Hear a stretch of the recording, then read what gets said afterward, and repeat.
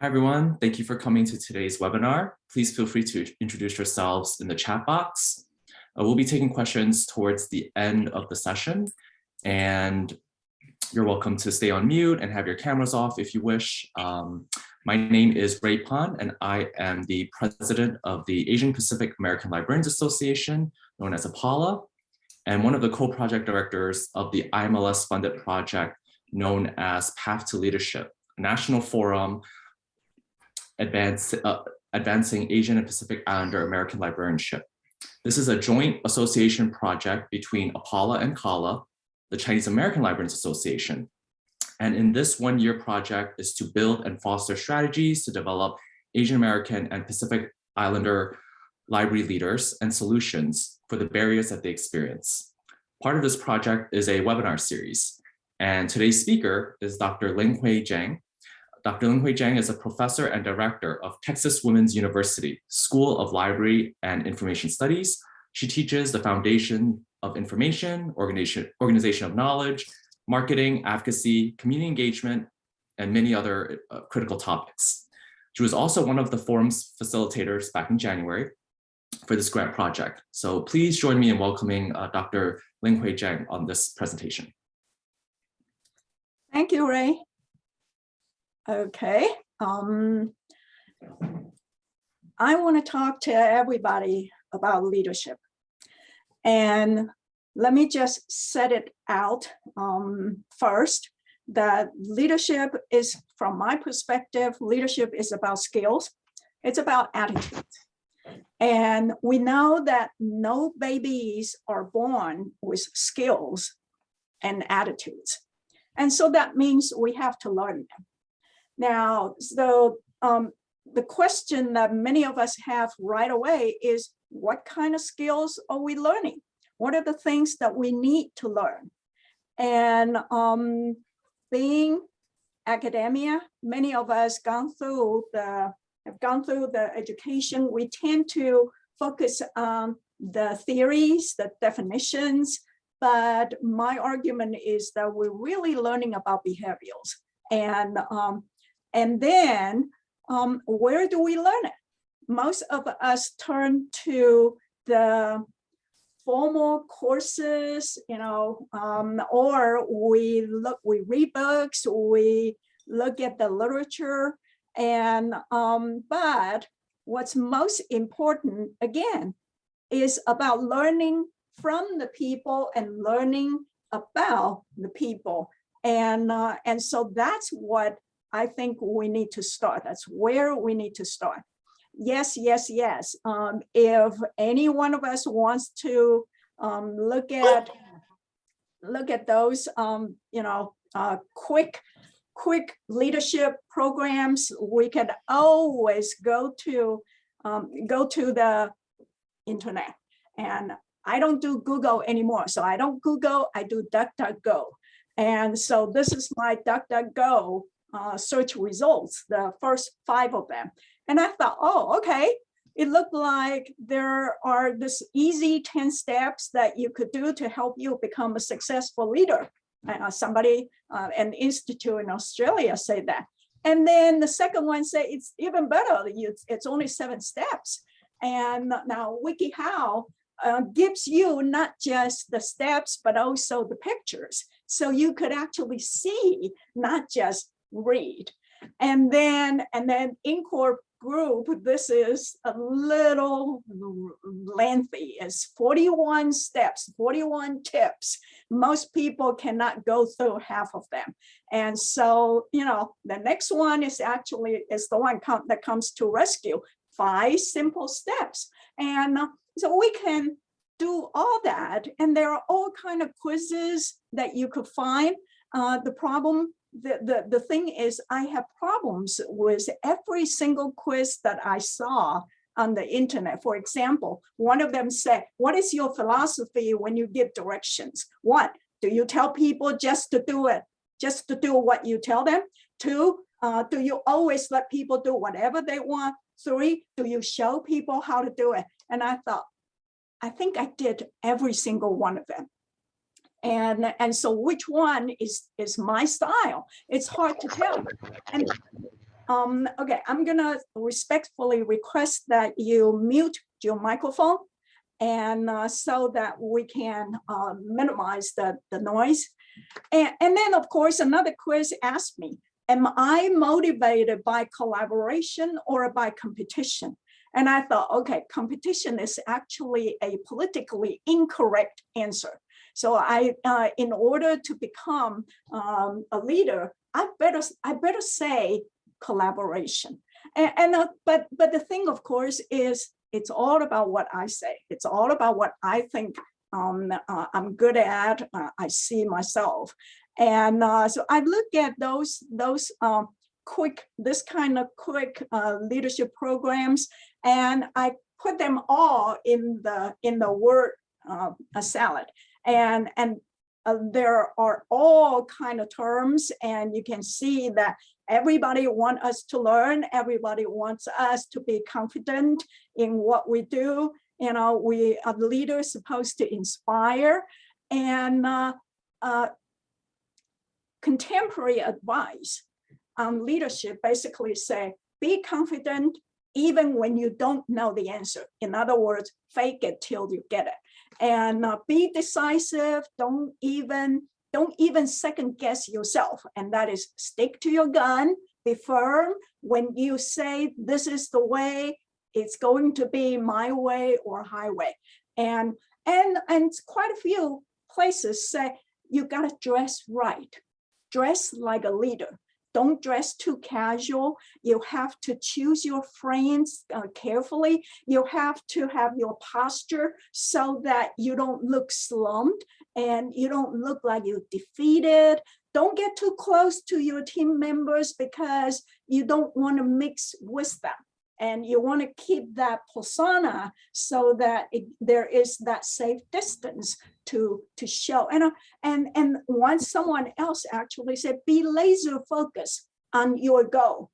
And that actually reminded me of Newt Gingrich, for those of us who were tracking the politics back in the 90s, 1994, his contract with America, he famously said, women are not really good leaders because they don't have the tunnel vision to be the leader. In other words, in order to be a leader, you need to focus on one single thing and one single goal. Those are all the things that people talked about. The whole idea, the perception.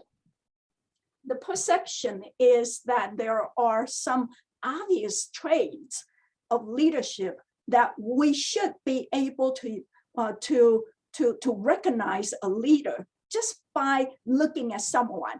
And most of the time, what we do is we use a lot of these factors. When someone is in a position that is considered more authority, with more authority, we consider that person as a leader. And when the person has the power over us, and how many times do we hear someone say, oh, she doesn't have the experience yet, and he doesn't have the seniority, you know, or you're too young, you really are not ready to be the leader yet, listen to the elders. And then of course, gender, race, ethnicity, and some people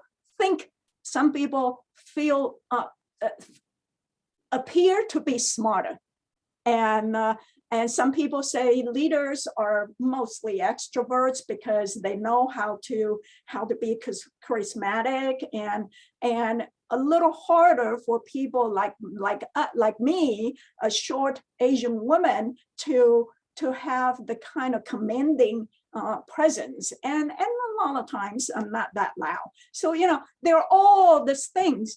And what we learn from the 3-day of hearing of Judge Ketanji Brown Jackson is that people who are like us, people who do not have this kind of obvious factors, tend to have to be 10 times better in order to be equal. And that is where the problem is. The problem with this kind of traditional top-down leadership is almost always it's based on gender, and it's based on power, and that is, I'm the leader, I know better than you, and I help you, and therefore you are the helpless one. And a lot of times leaders are assumed to have the resource to solve problems. And I'm the leader, you have the problem. I am going to come to rescue you because I have the magic bullet. And it's better, if you want to be the leader, to be like me. And so learn what I do, learn how I behave, learn what I learn, and then you do better if you learn my way. And a lot of times this means that whenever I'm doing something different from my leader, I get cast out as either an outsider or worse, as a threat. And it happened in many of our careers as well. And so this is the kind of thing, the top-down leadership, where we assume the leader is the hero. And the leader is the only person in charge on top. And then the followers basically take instructions and they wait patiently for their turn to become that one person. And so anybody who comes in contact with this leader tend to have needs, tend to have problems. Okay, let's change that. What I want people to understand, what we have seen, we have begun to see this last maybe about a decade, is this recognition that there is leadership at the bottom.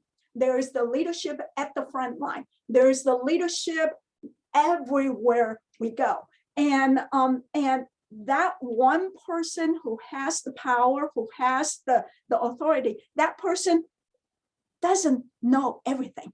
And that person actually has a lot of things that we may not want to emulate. And so what kind of bottom-up leadership we're talking about? We're talking about competencies. We're talking about capacities. We're talking about how we are, how we follow our core value and how we practice using the core value that we share our value with the people around us, with the community around us. And the whole idea that we're not the only one. And in fact, just me, I myself will not be able to take on that leadership without people, without being surrounded by people who could help me. And so this is the changing leadership that we're talking about. What am I talking about? I'm talking about John. John is a friend of mine. John, we do Tai Chi together. He was a community Montessori school owner for about 25 years, and from 3-year-old all the way to 3rd grade. And then in 2017, the landlord where he rented the school building, the landlord suddenly decided in spring 2017 that they didn't want him to have that school anymore. And it was like sometime in March, and then the landlord basically told him to get out of that whole building by the end of May. So by the end of May, he found himself forced retirement, and he didn't know what to do. He was drifting for almost a whole year. And then suddenly he realized that he actually could do a few things. And I remember one time we were talking and I was asking a friend of mine, Bill, who was sitting right next to him, and said, Bill, can you find somebody? I'm looking for a painter to paint my house outside. And then before Bill can answer, John looked at me and said, "Are you going to ask me?" And I said, "John, no, this is a professional job. I really need to have somebody." And because some of the places are pretty high, things underneath the roof and other things. And he looked at me and he said, "Are you going to ask me?" And I said, "John, I know, but this is not something that you can do. I need to pay somebody professional to do it." He looked at me and he said, "Are you going to ask me?" And Bill was laughing next to him and said, "Ask John." So I said, "John, come over, take a look and see what we can do." Well, he came over, took a look, and he brought his power washer and he washed my entire outside wall. And he said, "You don't need to paint. Your house looks just fine." And since then, he has been helping everybody we knew. And he told me one day, he said, "I finally found the purpose. My purpose is to do the acts of kindness for people." And he did not charge me. I think over the years, I've asked him for all different things. And he said, "Do not pay me because this is my act of kindness." And so he's not a plumber. He does my plumbing. He's not an electrician. He does my electrician. Here, he built that workbench. He put the light on in the ceiling. And that was the way he decided he was going to help the community. And I don't know how many people he's ever helped. And since then, and now you said, "But I don't know anything about building the workbench. I don't know how to route the electric wires to do that ceiling light in the garage. I don't know how to do this." I'm not convinced. So I'm going to go ahead and ask you, each one of you, to open your chat box. Go to that Zoom link, the Zoom window, and click on chat. So you have your chat box right there. And what I'm going to do is I have 3 questions I'm going to ask you. For each question, I am going to ask you to type your answer and into the chat box. And don't type an essay, okay? And just do the keywords. And don't worry about reading what other people type. We will look at the answers together. And I am going to give all of us 1 minute to type in what we want to want to answer. Keywords, keywords, keywords. Okay. And okay, are you ready to look at the first question? The first question is, what are you good at with your hand? And I'm really asking about your physical skills. Go ahead and type it in when you know it. And the physical skills you possess. For example, you know how to build the cabinet. You know how to repair homes. You know how to sew. You know how to do the gardening and all that. I'm going to let all of you 1 minute to just type in everything you can do. So something you can do with your hands.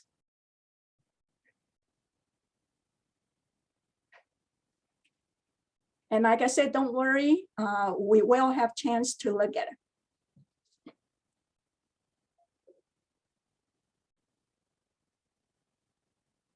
This is amazing.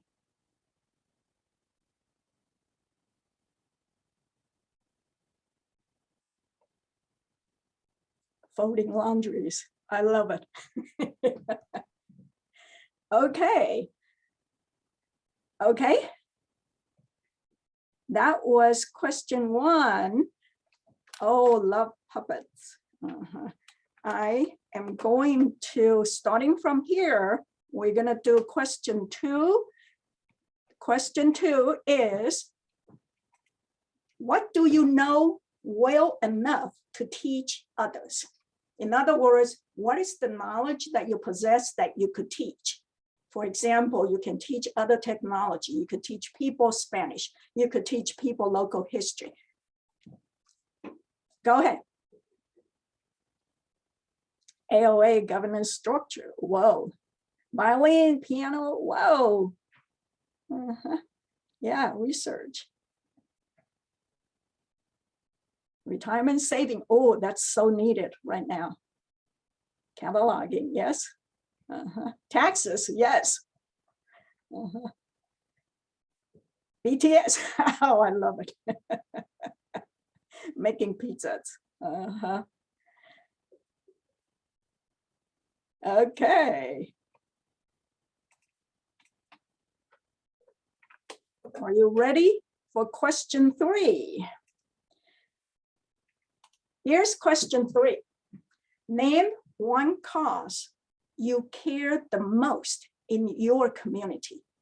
In other words, what is your passion for changes in your community? What would you like to change? Some people say I care a lot about the homelessness. Some people say I care about the children's welfare. Some people say I care about LGBT costs. Some people want to do something about animals. Some people want to do something about veterans. They're all these different things. And so these are 3 questions. I'm going to give all of you in a minute to finish this number 3 question.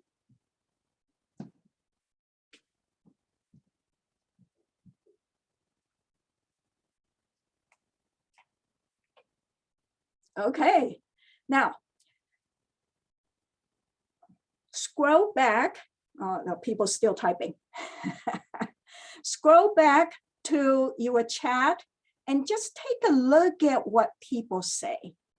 Take a look at what people say about their passion: safety for others, children education, racial equity, social justice, human peace, new Americans, immigrants, underserved communities. Take a look at how many things that people are passionate about: volunteering and decluttering. That's really interesting too. And okay. And things that we could teach. We could teach people about YA programming. We could teach people algebra. We could teach people taxes. And then, of course, things that we're good at. Remember what you say about what you're good at: cooking, typing, gardening, crafting, cleaning, house chores, drawing, music, baking. Do you know how talented we all are? And when you get a group of people in your community into the same room, you ask the same question, the same 3 questions. What do you think you are going to get? What we did in this 3 question is what we call the 3H narrative. And the 3H narrative are hands, that's physical skills; head, that's knowledge; and heart, your passion. When you know everybody, when you know the 3H of the people you come into interaction, you know that they are valuable. You know that it's important for them it's important for us to recognize their strength, because every single thing that we can do is an opportunity for us to serve the community. This is really the whole idea of appreciative inquiry. And appreciative inquiry is basically looking at the glass half full. And we don't try to beat people down. We try to raise people up because we recognize their strength. We recognize their abilities as resources that we could use. And this is the opposite of what we have learned in our education we call critical inquiry. Most of the time, over the years of our learning, we were told that we need to be critical. We were told that we need to ask questions to identify the gaps, to identify where the needs are, where the holes are, and then we solve problems. And the thing, of course, is when we try to solve problems this way, we are not really inspiring people. We're not really helping people grow. And the whole idea of appreciative inquiry is to look for the best of people around us, is to practice asking the question about what is good about our own community, what is good in my university, what is good in my school, and what is good in my neighborhood, and look at the strength and ask the positive questions. When we identify gaps, holes on the ground, we can fill the holes. We can solve all the problems in the world, but that also means that we finally get to square one. We finally get to the ground level. And that doesn't really help us anything other than that hopefully we don't fall back again. But if we use the appreciative inquiry, what we do is we bring out the best of people so that we could make progress, so that we can take off the ground into the sky. This is a very, very important part of it. We want to use our assets to build our community. What are the assets around us in our library? Well, not in our library, but around our library. We are going to be able to discover the users, their talents, their skills. We are able to look at the associations around us in the community, Boys and Girls Club, the book club for the senior center, all those things, the local universities, the schools, and the governments, and economical status, the economical strength of what is our economical strength in the community. And of course, the culture, the stories of where we come from. All of those are really, really important for us to remember, because this is where we built our leadership activism. We are the leader. We can really facilitate all the conversations around the library, the social service agencies, the college universities, the senior groups, the community-based organizations, the cultural centers, and the churches, the temples, all of them. We need to acknowledge their existence, and not just that, we need to bring out what they know about the community, because if they know the leaders in their own group, we can actually tap into the leaders to help us. And this is a very, very important part of our leadership building, because there is no leadership without community. We have to recognize the citizens, the residents in our neighborhood. We have to recognize the associations, the nonprofits, the houses of worship, the business. And so when John was saying that he went to visit Julie, and Julie just got a knee surgery, and she was hopping around in her house with one leg, and because she couldn't put any weight on her other leg. And so John was talking about it, and Robin said, don't worry about it. I know Gretchen, my friend, she's got a wheelchair, and Gretchen, I don't think Gretchen is using it. Why don't I get the wheelchair from Gretchen? And John said, okay, we need something else. And you know what, let me get Agatha's truck, and then I could go to your place, and then you don't have to bring the wheelchair all the way here, And so everybody talked about everybody else, talked to everybody else, and it's people work. It's people work. John made it happen. Julie was absolutely elated that she actually had a wheelchair that she could just go around in different places in her house. We're not counting on one single person to have that magic solution. So the question is, what does it take for each of us to mobilize people around us to do things together? This is where the leadership capacity comes in. Now, we have our professional knowledge and skills.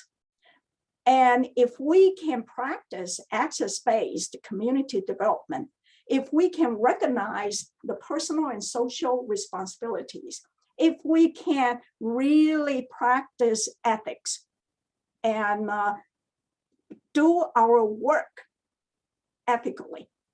What does that mean? It means we consider diversity, equity, inclusion, and social justice. We consider fairness. And what we're doing is we are going to be able to build the relationships around us with the shared values. These are the leadership capacities that I think probably are the most important thing. You don't have to be up there with the position in order to do all of this, any of this. And so think about it. Which one of those 5 is new to you? My guess is every single one of us can see ourselves in every single one of them, maybe to a different extent. And that's what we need to focus on. Okay, let's talk about the core values. Think about each core value. These are the ALA core values. Think about each core value and think about how you have, what you have done to demonstrate the core value. Intellectual freedom, what we did. What did we do? What did I do? Well, I wrote a letter to the editor voicing my concerns about book bans in the school library. And that's the kind of thing. And think about someone else, what did they do to demonstrate the core value? This is the kind of thing that we're talking about doing. We're not talking about just talking. And how do we demonstrate core values? We recognize our core values, and we also recognize the communities have their core values. Our community have core values. Can we connect our core values with their core values? Can I connect my core values with someone from a different background? Can I keep learning about what other people's values are? Can I really do it so that I know I am doing the best for those people I work with? That is our own profession. And for those people that I serve, that is my community. These are the kind of things that we need to do. Now, lifelong learning, this is really about continuing learning about our skills, our knowledge, our professional skills and knowledge. A lot of times what we're talking about is this our fear of, I'm not going to learn it. I can try, but I know I will never learn to do this. And it's the fear of failure that is really keeping us back. But think about the passion for change. Think about what you would like to change. If you don't do it, you will never achieve it. And one of the things that I know many of us always worry is whether I'm good enough. No, I'm not good enough. No. I don't know how to, I hate to do this. And what's interesting about it is that our ideas of what we suck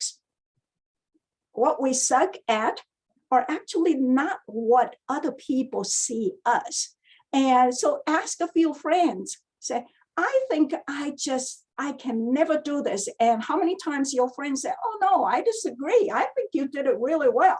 And think about what, talk to some of your friends and see whether your perception of yourself is actually the accurate one. And then the last one, of course, is this whole idea of minding your mistakes. And we are going to make mistakes. And so the best way to think about mistakes is when babies start learning to walk. How many times we see a baby start learning to walk and they walk perfectly. They know exactly how to walk. They don't wobble and they never fall. No, never. Because baby, we assume that everybody is going to learn to walk sometime a few years after they were born. And we know that walking is a natural capacity and we expect them to fall quite a few times before they learn how to walk. Some people learn to walk really early. Some people, like my son, didn't walk until almost 2 years old. And failure is the part of learning. And so we don't score them. Oh, this time you walk and I'm going to score you at 9. And then we don't punish them. On the contrary, we encourage them. We say, that's okay, get up, do it again. And we don't set the same standard for everybody. We don't say, by this day, every baby needs to walk. We don't send them to special education counselor because they fall 3 times, right? But why do we do that on our job? Why do we keep ourselves back when we worry about we're going to make mistakes? That's the first thing we have to think about. Now, everybody has personal responsibilities, have social responsibilities. And think about it, and I'm posing this as a question. This is actually from a book. And think about the time you took on the responsibility, even though you think you have this feeling that you're taking a lot of risk, you might actually fail. And did you go ahead and do it anyway? That's the point. And think about the time you just keep saying yes. You just keep saying yes. You keep adding more responsibilities to you. And when did you realize you took on too much? What were the signals? Because a lot of times when we are overwhelmed, we don't even know we're overwhelmed. So what are the signals that we're not doing well and that we're completely overwhelmed, we're paralyzed? And how did you get help? Or did you get help at all? Maybe we feel so ashamed that we didn't finish all the 12 things that we promised, and we just could not bring ourselves to ask for help. And that's not responsibility. That's not being responsible to yourself and to people around you. And so what we need to do is we really need to take that concrete step to think about how we behave so that we are responsible for ourselves and we're responsible for our community. The other one, of course, is this whole idea of leadership is not about one person. It is not about one particular group. And so think about it. Think about it. Who do you know who is so different from you? Who do I belong? What is an organization that I know that is so different from mine, from my organization, so different from who I am? And how diverse is your circle of friends? Now, someone told me, oh, my best friend is a Chinese American, so I know you very well. I know you Chinese always do this way and that way. And I said, well, I'm sorry, you only see one person as the whole group. And how diverse is your circle of friends? So one day I was talking to my son and I was complaining about, all this political divide and all that. And he looked at me and he said, have you ever read conservative media? And I said, why do I want to read it? He said, yes, you do. And he convinced me that I was not really reading and exposing myself to a wide variety of opinions. So I start following conservative outlets on the Twitter.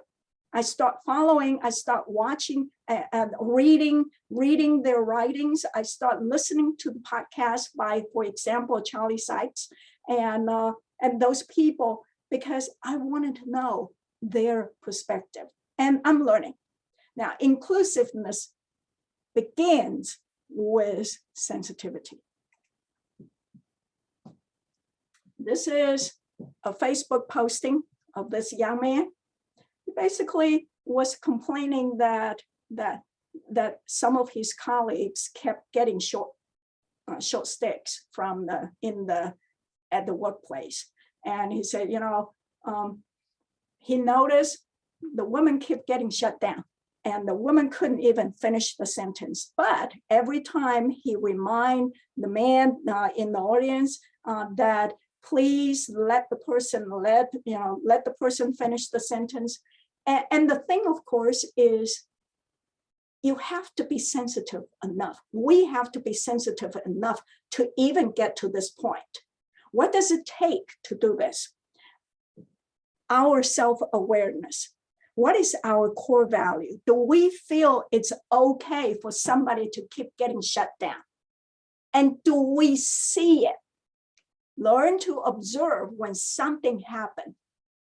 Are we sensitive enough that everybody is treated equally, including yourself, including ourselves? Are we treated equally? Are we treated fairly?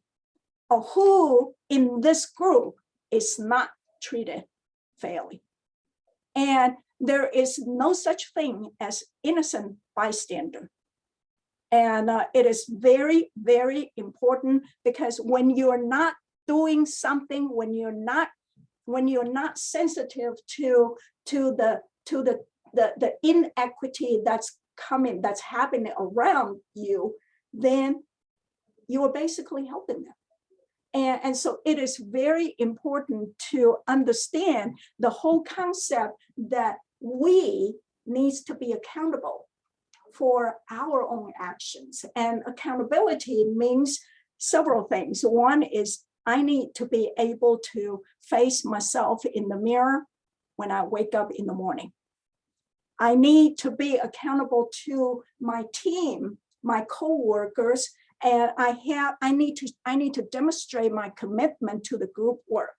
How do I demonstrate the commitment? How do I tell them that I understand the common goal, that I am willing to do my share? And what about the people I serve? And do they have a voice? Do I know their needs? Do I know what they can do for themselves? And just as important is we need to be accountable for our next generation leaders. Do we listen to them? Do we give them the space to tell their stories? And it is very, very important for us. Now, many of the things I'm talking about here are really the soft skills, the communication skills, the conflict resolution skills, the empathy and relationship building. But all this kind of soft skills really boils down to trust. How do we build trust? And the relationship, judgment, and consistency are probably the three most important elements of trust. If we can build the relationship, if we can demonstrate our ability to make good judgment, timely and good judgment, and if we can demonstrate the consistency of our actions, and trust is learned. You don't assume trust. We don't assume trust from people who work for us. And these are human skills that need to come from us. And trust begins with ourselves. And it is important that you don't just limit the trust to yourself. You don't just say, oh, I trust myself. I trust myself about everything. And that's good enough. No, that's not good enough. Trust is about our attitude. It's about how much do you trust other people and how much other people trust you. And so it's about relationship. And so this is the kind of thing many of us are already at the managerial level. We manage things, but in order to go from the managing to leading, wherever you are, what we need to do is to really look at our perspective and not to just focus on one single specialty. You don't say, I'm a cataloger, and as long as I know everything about the cataloging rules, the standards, I am fine. No, you need to you need to be able to talk to other people in other areas as well. So from specialist to generalist, one of the very important skills is the whole idea of being able to synthesize what other people say, synthesize different opinions. And synthesis is a very, very important skill that actually is based on observation. And so you need to be able to look at the strategies, not just say, oh, this is, you know what, if we do this, my boss is going to be happy. No, you need to think much, much long term. And so don't just lay the bricks. Think about what exactly is the building that you are trying to build. And be diplomatic, take the initiative. And those are the things that we all need to do. In other words, what we're looking at are three very important areas that we need to learn. And I can probably do another hour of every single one of them. Observation, reflection. How do you do your self-reflection so that you could actually learn from what you have done this week? And the last but very, very important skills we need to learn is storytelling. Telling the stories about ourselves, telling the stories about our work, telling the stories about how our communities thrive because we help them. And so this is basically my asking you. I want every single one of us to think about, we are the leader librarian. We have the professional knowledge, skills, and ethics. We know that we're not perfect. We also have needs. Just because we serve other people doesn't mean we don't need to be served sometimes. We have the passion to work with others. And the ultimate goal is to make our community better. And I'm not afraid to try. I'm going to try it again. I'm going to learn from mistakes. And I don't mind failure, because how many of you know how many times I ran for the ALA council before I was elected? 5 times. 5 times. I put myself up to be for nominating, and then I ran and I didn't get elected. I did it again the next year. I did it again the next year. I did it again the next year. 5 times. After 5 times, I finally got elected. And then after that, it was easy. Once I get elected, incumbent advantage, you just have to keep trying. When the more we empower other people, the more we can discover the assets of our community. And we need to start small. We need to start really at the ground level. Try it in our own family. Try it in our neighborhood. Try it in our office. And that's where we are going to make a difference. And making difference doesn't mean you make this big, huge difference that's gonna change the world. Making differences means that we make a lot of different changes, little changes that build into the big one. Okay, that's basically what I have. And Ray, get me some of your questions. And I don't know which one I have. The first one, are there tours and assessments we can do? Nah. Yes, there are a lot, but I'm not crazy about it. If you think back the presentation, think about what is the one thing new that you learned today, and you can work on that. Yeah. The second question, how can one help bridge a diverse and divided library staff toward a common mission? Well, those in power can certainly practice inclusion. And but if we're not in power, then develop a most proactive attitude, positive attitude in ourselves. And then we are going to use what we do to influence others. Proactive, positive attitude is actually contagious. And when every time I see John doing things, and I kept thinking, what can I do to help? What can I do to help? And it's contagious. And question 3, how can we deal with leaders who don't know their capacity to help me develop my leadership capacity? No, you're looking at the wrong person. You cannot make your supervisor lead you. No, you do it yourself. This is a DIY project.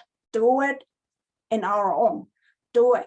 Develop ourselves into the leader that we want. Take the initiative for us and for ourselves. And don't worry about the leader who didn't care. Don't worry about the supervisor who didn't care. And yes, they make lives difficult for us. But you know what? It's not just the work itself. It's also our relationship with our colleagues.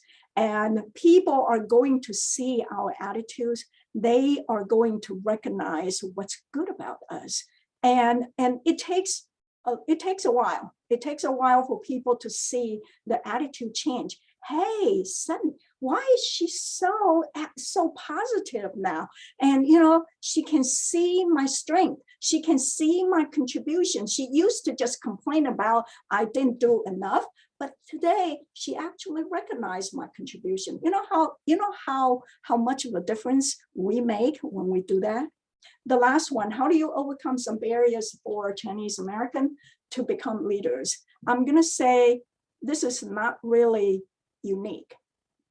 I guess my question back to you would be, what kind of unique barriers you see Chinese Americans face that other people don't face? And I'm going to say a lot of times it's probably more than just one group.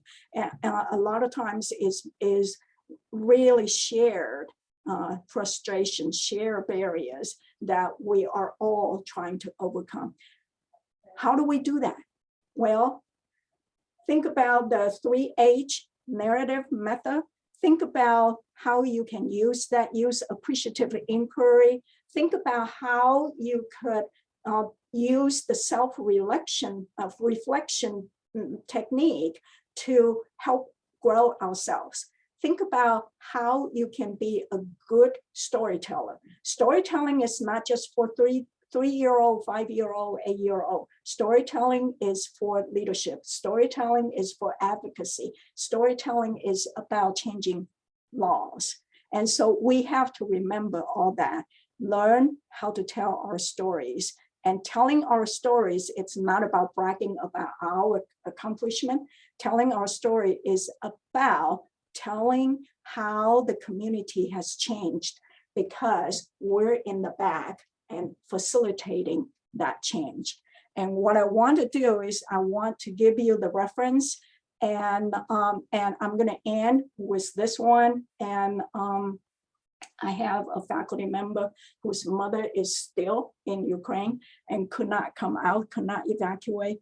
And people ask us, what they can do. And I said, do whatever we could to help.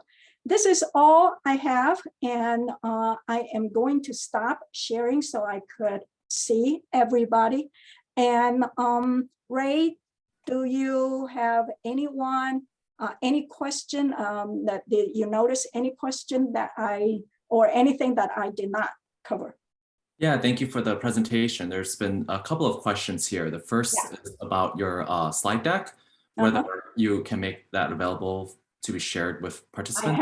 I have a handout that I'm going to send it to you. Okay, great. So I will share it to all attendees there.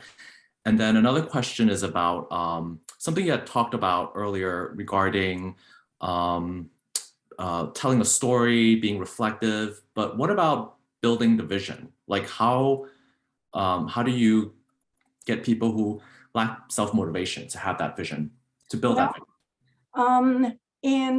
In what we call the asset-based community development, the whole appreciative inquiry area, I actually do a lot of lectures in that.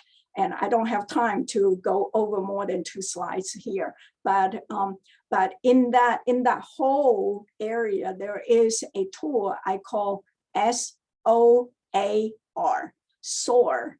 This is a tool you could search on the internet for SOAR, strategic planning, and this is the method that's as opposed to SWOT analysis. Most people know SWOT, strength, weakness, opportunities, threats. Now, let's not talk about the weakness. Let's not talk about threats. Let's talk about the strength. Let's talk about opportunities. Let's talk about dreams. Let's talk about aspirations. Let's talk about our visions. And then when we know where we want the community to be, maybe it's pie in the sky kind of dream, but that's okay. The last one is R, that's results. And that means that we turn our aspiration into measurable objective so that we can say, in 3 years, we are going to be able to achieve this result. That's a kind of strategic planning tool that I have talked about several times. There are quite a few other tools that I use in the appreciative inquiry in assets-based community development. Don't have time to talk about that today. Great, thank you for that. And we'll probably take this as the last question. It's in the chat box. And how does one develop trust and community in a branch when colleagues are determined to be competitive rather than collaborative? And what's the best way to not be insecure about the competitive environment and not be affected by it? So you had mentioned a little bit about trust earlier. So if you want to get back. Well, there are going to be people. Now, for one thing, you are not going to win over everybody. There is always that 15% that are so gung-ho about our ideas that they do more than they want. And then there's always the other 15% on this side who would never do what you tell them to do. And sometimes they would do the exact opposite just to spike you. And you know what? Don't worry about those. Don't worry about the 15% on the two extremes. Think about the middle. Those people who they might have learned the competitive habit because this is a really competitive environment. But things can change, and what changes? The changes that we can bring really needs to come from our own attitude. And somebody say, you want to do this? I'm going to do this. I'm going to do better than you. Oh, yes, sure. Go ahead. Do it better than me. And the thing, of course, about insecurity, a lot of times the insecurity comes from our lack of understanding of our own strength. And so sit down and write down the things that you did right yesterday. Write down the things you did right last week. Write down the things that you were proud of this last year.